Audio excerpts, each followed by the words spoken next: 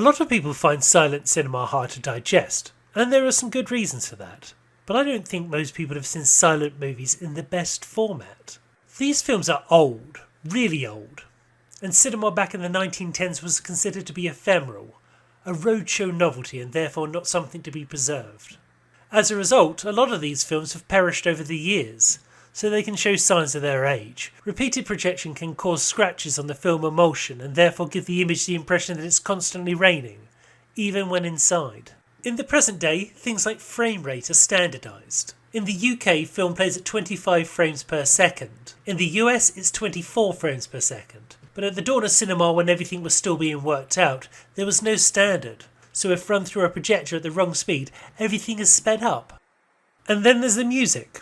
When these films were first released, the accompanying music was played live along with the film. Big productions would come with sheet music for the organist to play along. Smaller films and short films, the accompanist was encouraged to improvise along with the images. But because this audio was not tethered to the film in any permanent way, it's often lost.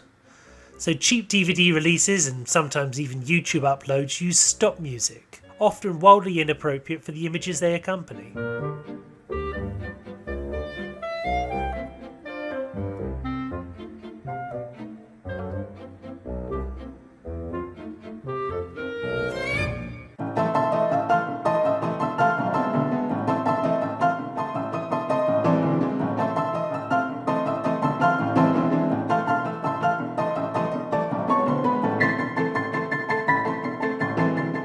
But there are some lovingly restored silent films. The British Film Institute did a fantastic job restoring Herbert Pontin's documentary Great White Silence, following Captain Robert Scott's failed attempt to be the first person to the South Pole, painstakingly recreating the tints and tones used at the time.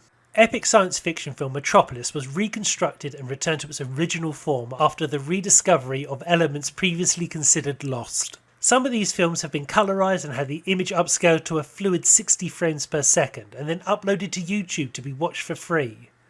But for some reason, people just aren't interested. I'm sure that some of this disinterest can be blamed on the modern perception of silent cinema, with actors performing so large that it could put Nicolas Cage to shame. But that style is really only seen in German Expressionism. There are performances which are underplayed and subtle, like Maria Falconetti, who is captivating and tortured as Joan of Arc, a role which she played entirely in close-up, so it would reveal every weakness in her performance, if there were any. There is also this impression that all the comedies are just slapstick nonsense, which I must confess there is a lot of that should you wish to see it, but there's also some clever stuff in there too. Here's a confession, I'm not much of a fan of Charlie Chaplin. I think he's made some brilliant films, but the ones I like are from the sound era. I find things like The Kid far too mawkish for my tastes. I like Buster Keaton. Buster Keaton was the Jackie Chan of his day, performing life-threatening stunts and action scenes purely for your amusement. Look at this scene from the short film Cops. Buster grabs a moving car and leaves the frame at a right angle. The camera isn't undercranked because if the car wasn't going fast, Buster wouldn't have flown out behind it like that. And it clearly isn't done with wires. Do you know how this was achieved? Buster simply grabbed a moving car as it passed him and held on for dear life. If any of my ramblings have convinced you need to watch a silent movie properly, then may I recommend The General. It shows Buster Keaton at his very best. I will leave a link in the description, but make sure you watch it on the biggest screen you can, as you won't get the full effect on your phone screen.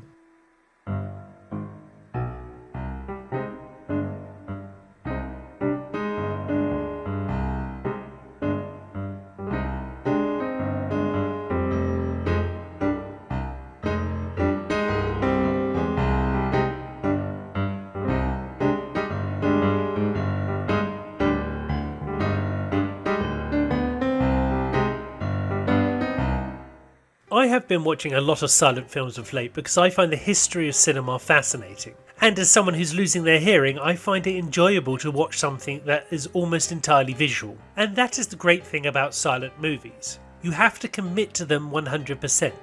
You can't have it on in the background, unless you just like the music, because you won't take in any of the story. And in rewatching these films, I've learnt a lot. You see, the grammar of silent movies is different. It still makes sense, but it's like taking a sentence in German and translating just the words. You understand what it says, but the syntax is odd. But it leads me to wonder why we edit the way we do. Editing is the only skill which is unique to cinema. Photography, acting and music all have lives away from the screen, but editing does not. The earliest narrative film we have in full is arguably the 1903 western The Great Train Robbery, which runs a whopping 12 minutes at 18 frames per second, and the action is covered by 14 master shots. I can understand the thought process behind that, it makes sense. That is the most comprehensive way to view a scene. When you see action in real life, you're seeing it from the single camera angle of your eyes. Yet when you cut from a close-up of a face to something else, we instinctively know that that is what the subject is looking at. I recently saw the 1929 Soviet documentary Man with a Movie Camera. There's no real story to it. It follows a cameraman as he films the daily comings and goings of his city, made to look like a single location in the film, but really shot in Moscow, Kiev and Odessa over the course of 3 years. And I have never seen anything quite like it. It starts in a theatre, the orchestra starts up and the movie within the movie plays. We see scenes from a Soviet city, and typical of any film made under a Marxist ideology, it makes it look lovely. But then the movie goes into the editing suite, and we see a woman cutting the film, and that's when things become more experimental. We get split screens and double exposures, and some avant-garde cutting. This sequence being impossible to understand in any traditional shot reverse shot sense. At one point it edits between a funeral procession and the birth of a child in a fashion which would lead one to believe the action was simultaneous in any conventional film. Viewing this film is a strange experience. It has mood and theme but no plot. It is as close as I can see a movie ever coming to a piece of music, and ironically the only medium I can see that working is a silent film. What I found very interesting are the sequences to show Soviet industrialization reminded me very much of these videos I see kids watching on TikTok.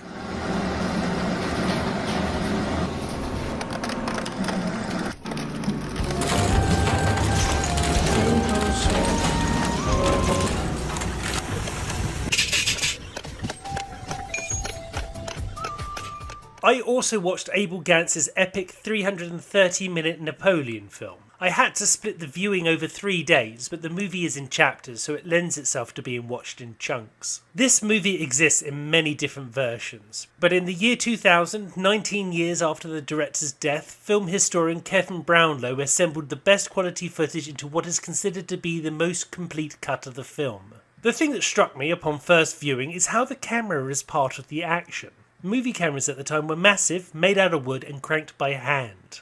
Moving them was not easy, so the camera would often be passive, observing the action. But not here, it's right in the middle.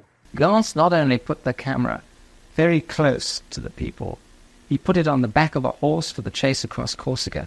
He lashed it to a saddle, put a motor on it and let the horse go. These shots are rapidly intercut in the chase sequence.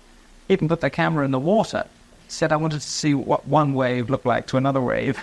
The camera was liberated because Gance wanted to make an actor of the audience. He wanted to pick the spectator up and hurl it into the action. What struck me was his rapid cutting, which everybody has ascribed to Eisenstein. But Eisenstein hadn't seen in pictures when Gance made La Rue, which is full of what we now call Russian cutting. And in 1929, Eisenstein, Budovkin, Alexandrov and Nikolai Eck came to Paris, and they went to see Gance, and they thanked him for teaching them the art of the cinema. In an audacious move, just before the final battle, the 4:3 image extends out, creating a breathtaking image created with 3 cameras stacked on top of each other. Widescreen had been used in movies before, but never this big or this detailed. But to me, the most interesting part of this sequence was how it was edited. Sometimes the 3 screens synchronizing, sometimes showing 3 separate images. It gives the feeling that something is going on everywhere at all times. And when the movie comes to its climax, this happens.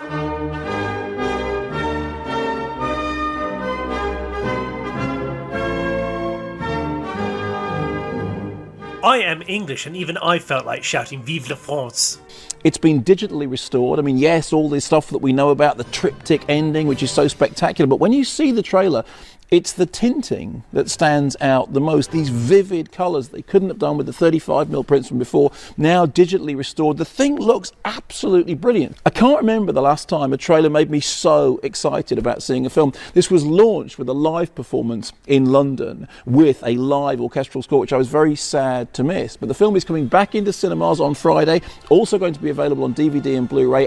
Whichever way you get to see it, honestly, it looks like one of the most exciting pieces of cinema you're going to see this year. For some time, the rights of this film were tied up with Francis Ford Coppola's company, American Zoetrope. Coppola's father, Carmine, having composed a score for the 4-hour cut.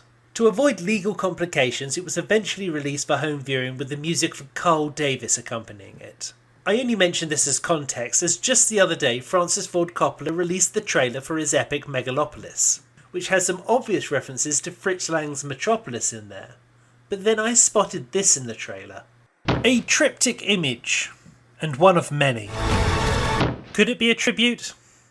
From what I hear, it wouldn't be the strangest thing about this movie.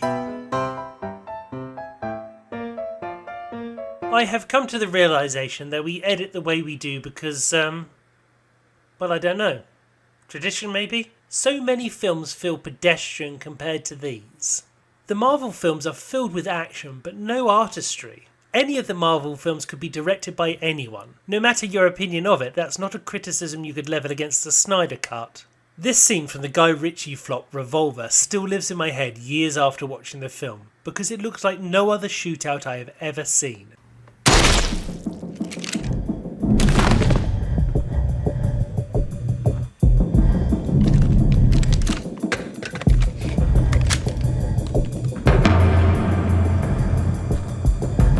If silent cinema has taught me anything, it is that us filmmakers have to up our games. With bigger and bigger budgets being spent on television series, we have to work much harder to get people into cinemas.